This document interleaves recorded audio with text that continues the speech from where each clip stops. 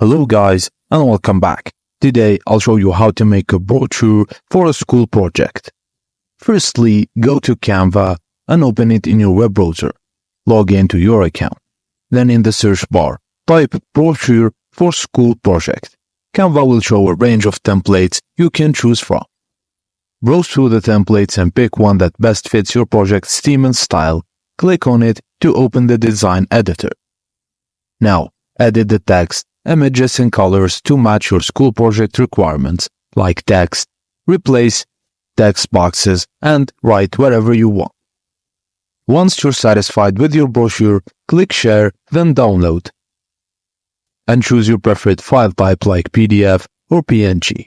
Now, print your brochure or submit it digitally, depending on your school project requirements. And that's it. You know now how a professional-looking brochure ready for your school project.